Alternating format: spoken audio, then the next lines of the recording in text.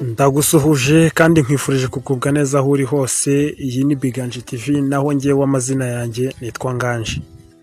Mbanje kwisegura ku bafana bacu, buri muntu wese waba warasacinze Biganje TV akaba yarayibuze, haciyemo ibyumweru nka 2 YouTube channel yacu barayibye.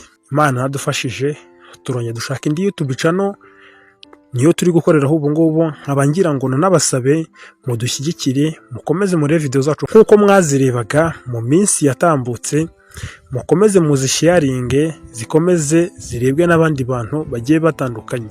Niba rero uri mushya kuri uyu muyoboro wacu YouTube channel, ndagusaba ikintu kimwe, no gukanda subscribe mu gihe ubona biri ngombwa, ariko icy'ingenzi gusaba nuko wayisharinga ndetse ukaduheza n'igitekerezo.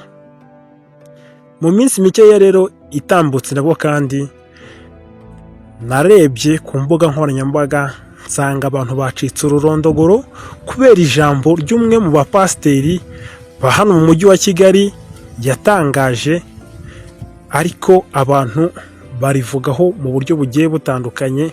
Nanjye rero uyu munsi nimureke nitereke ngire icyo nanjye nivugira. Umupasiteri wo mu Gatenga yaravuze ngo abakristo bakwiye gukizwa, bagakizwa ku myambarire, ku mubiri wabo, ndetse bagakizwa kuri nyashi. Icyo cyo kintu cyatangaje abantu benshi cyane. Abantu bati, ese ni gute umuntu azakizwa kuri nyashi? Ese umuntu azakora iki kugira ngo adacumuza abandi? Nanjye rero nkagira ngo nibaze ikibazo, ese ubundi ni ryari umuntu akwiye kwinjira mu rusengero? Ni ryari umuntu akwiye gusohoka mu rusengero? Icyo kibazo abantu bagifiteho ubumenyi bakitubwire. Ese ni ryari umuntu akwiye kwinjira mu rusengero? Ni ryari umuntu adakwiye kwinjira mu rusengero? Ese umuntu unjiye mu rusengero ubundi abameze ati? Ngira ngo ngewe ubundi kuntu mbyumva ku giti cyanjye, nta muntu mvugira, nta n'undi butunga urutoki. Umuntu kera yinjiraga mu rusengero ameze nk'ahantu agiye kuruhukira ibibazo afite, ari nk'ubwihisho agiye kwihishamo, ari nk'uruganiriro agiye kuganiriramo n'umubyeyi n'Imana ye. Ariko kuri ubu ngubu mu rusengero niho hantu hari kuberamo amatiku menshi cyane, niho hari kubera ubugambanyi. Mu rusengero niho hantu hari kubera ibyaha utamenya. Ugereranyije ubutekamutwe bwinshi cyane buri mu rusengero, uburaya buri kubera mu rusengero, ibyaha byinshi cyane biri kuyabibera mu rusengero. Uri gusanga umuntu araje agusanze, uri umugore uri umugabo, mumaranye imyaka nk'ingahe mubana nk'umugore n'umugabo, yangiza akaguhanurira akakubwira ngo ura mugabo Imana ivuze ko itamushaka ngo mubana, ngo ntabwo ari wowe yagenewe, ngo ntabwo mukwiranye, akagutandukanya n'umugabo wawe cyangwa n'umugore wawe kandi mwana nabyaranye. Ese ndibaza Imana ijya gutandukanya umugore n'umugabo, ijya kubahuza, yari isinziriye ku buryo ubona umugabo n'umugore bamaranye imyaka ishyika mu 10, umugore yatangira kujya gusenga cyangwa umugabo yatangira kujya gusenga, arara mu byumba ari gusenga, abahanuzi b'ibinyoma bakaza bakamuhanurira bakavuga ngo Imana inyeretse ko uriya mugabo atari uwawe. Iyo Mana iza gutandukanya abantu ariyo yabahuje, ni Imana bwoko ki? Mu rusengero niho hantu hambere hari kujya haboneka ubupfumu bwinshi cyane. Dufite ingero z'abantu bitwa ko basenga ariko ugasanga bakoreshwa n'imyuka mibi.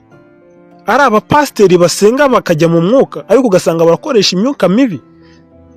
Nta muntu ngiye kutunga urutoki, ariko ingero nyinshi turazizi, turabizi abantu bagiye basengerwa tukabona barapfuye bararambaraye. Leta yabigiyemo, bamwe irabafunga abandi ibafungira insengero. Kubera iki? Mu rusengero niho hantu hari kuboneka ubusikama bwinshi, ubutekamutwe bwinshi, hari kuboneka uburaya bwinshi, ibintu byacitse mu rusengero niho hari kuboneka uburaya. Ntakaye ni umupasiteri rero uvuga ko abantu bakwiye gukizwa ku bintu byose. Ku giti cyanjye nawe ufite uko ubyumva, ufite uko ubyemera, ariko ngiye mbona imyenda, inyogosho, imigendere yawe nta ntihurira rwose no gukizwa k'umuntu.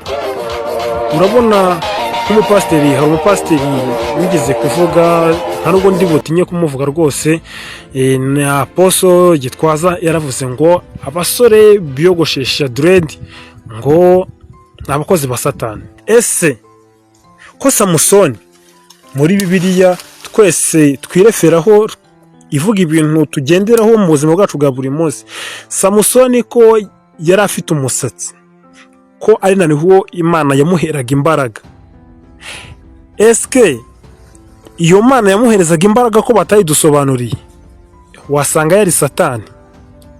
Ibyo ngibyo tubireke, ibyo ngibyo rwose tubireke. Ariko ngewe mbona imyambarire rwose nta hantu ihurira no gukizwa k'umukristo. Ikindi kandi buriya urusengero rwagakwiye gufatwa nko kwa muganga, urusengero rwagakwiye gufatwa nko kwa muganga. Umuntu niba yinjiye kwa muganga arwaye arembye, nk'umuganga wowe uramufata umuvure, ibyo bikomere yinjiranye kwa muganga ubimuvure, bityo rero asubireyo ari muzima. Ni nacyo rero gituma rero ngewe ngereranya kwa muganga no mu rusengero. No mu rusengero ko byagakwiye kugenda. Buriya mu buzima bwo muri iyi si yacu abantu ababayeho uko abyifuza, kuko buriya aravuga ngo ni uburenganzira bw'umuntu kwambara uko yifuza. Bifate nko kwa muganga rero, niba umuntu yaravuye muri iyi si yacu yo hanze akaba yinjiye mu rusengero ashaka gukizwa kugira ngo azabonane n'Imana nk'uko mubitubwira, nk'uko mubidutangariza, nimudufashe uko umurwayi yinjira kwa muganga bakamuvura agakira.